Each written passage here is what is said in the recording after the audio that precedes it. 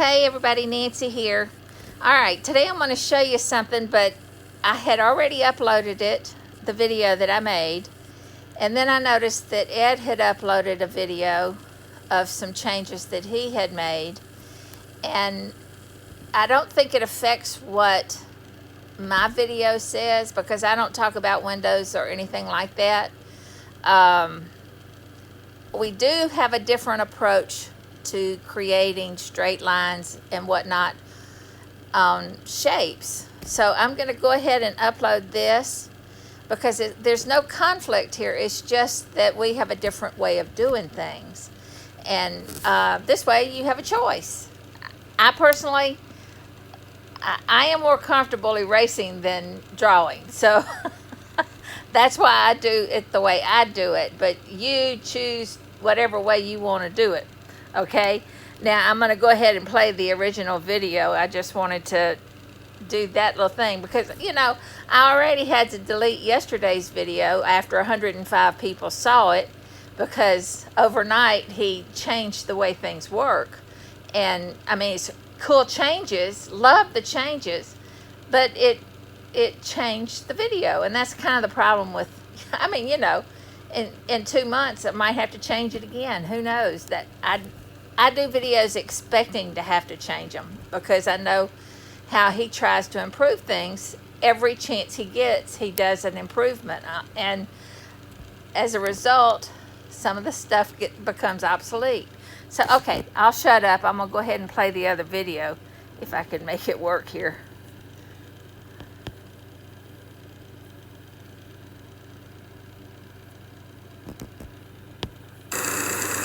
Hi everybody, Nancy here. Today I'm going to show you how to create a shape using existing shapes. I use existing polygons to create new shapes whenever possible. You guys know that I have an unsteady hand, that's why I avoid them at all costs. But if for some reason you need to go ahead and create a shape, wherever possible, try to use existing shapes. Example is, I want to go around this clock and create this thing right here. Let me get my pointer. To create this right here, to put right here. So I make a circle the size of the clock, and then a square or the rectangle the size of the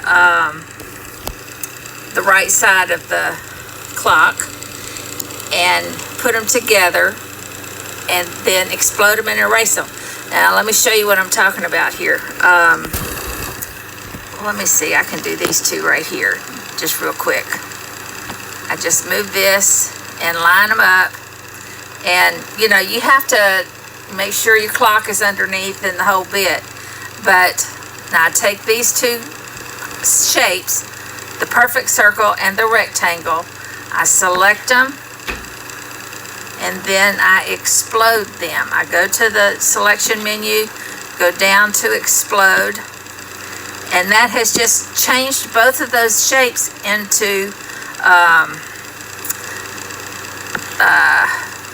handwriting properties. Okay, so now because it's handwriting, I can erase things instead of drawing them. All right, so for this, I know that I need to erase this part right,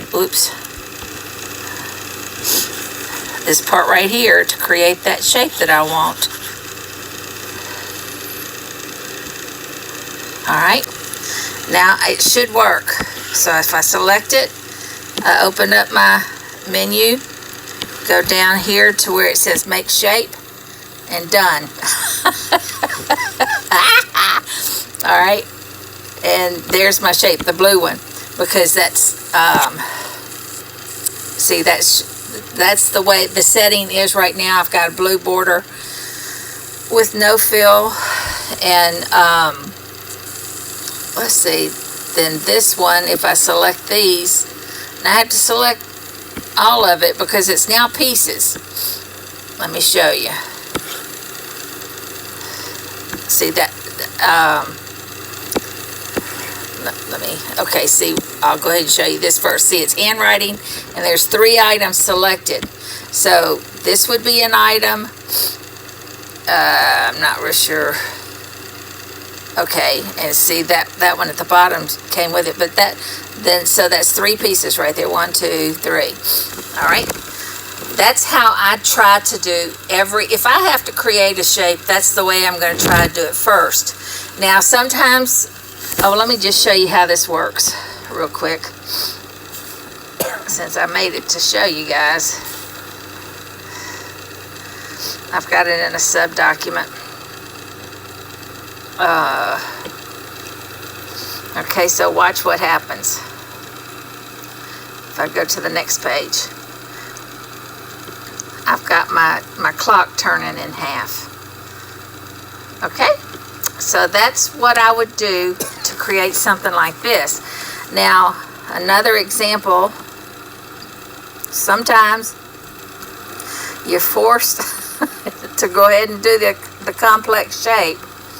And see, my little girl, the first thing I did was trace around her. First thing I did was create a drop shadow, because if I can add a little, the drop shadow is a little softer and easier to draw around than an exact go around her. So I do a drop shadow, and you can see I'm not dead on close to it right there, but this is what I created, just drawing around the outside edge. And if I did it right, then that should create a shape. Shape created. So now I take that shape and put it, same thing, I want to go around. I'm trying to create this shape right here, right there. So to do that, I drew a circle. I used the one that I created of her, and then I used a rectangle. All right, and I put them all together exactly like this. I exploded them.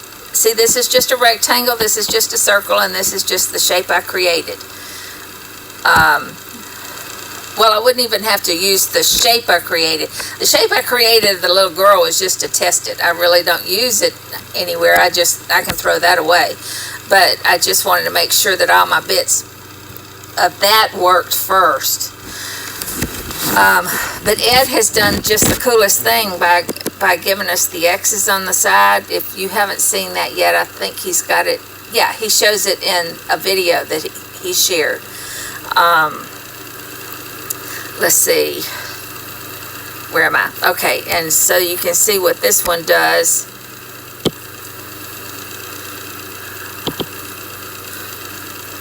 Okay, I left everything with the outlines just so you can see. This right here is the new way of setting up the boundaries. Set select rectangle as page turn area. Done. That's that new feature. And let me just show you how this works now.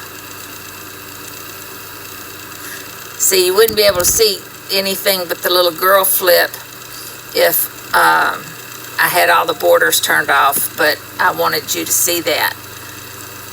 See? Nothing to it. Now, and well, let me turn them off, because let's see how affected by, let me go to shape properties and do the border, turn that off. So that's gone now. Go to the next page, select that border, turn it off. Now let's watch what happens.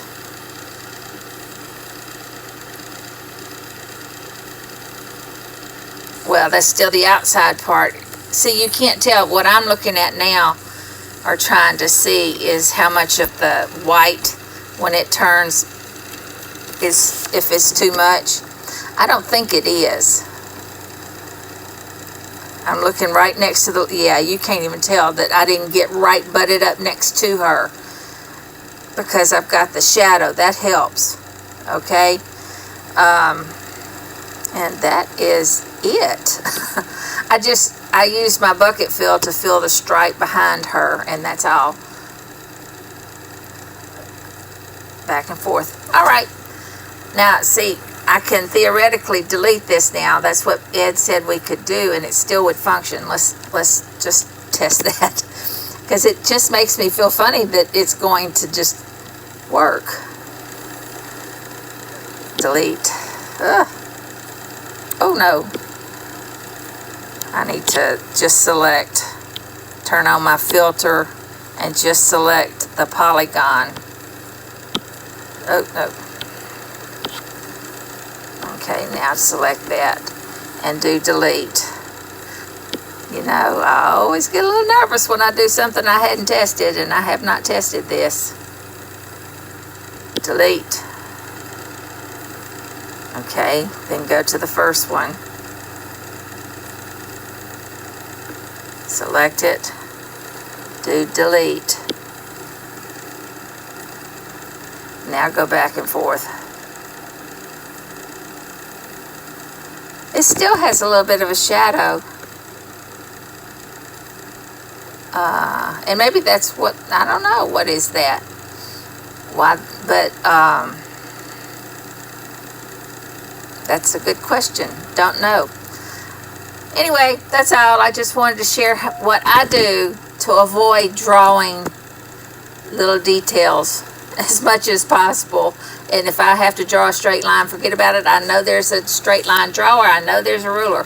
But for some reason, my hand-eye, and I don't know. I just can't.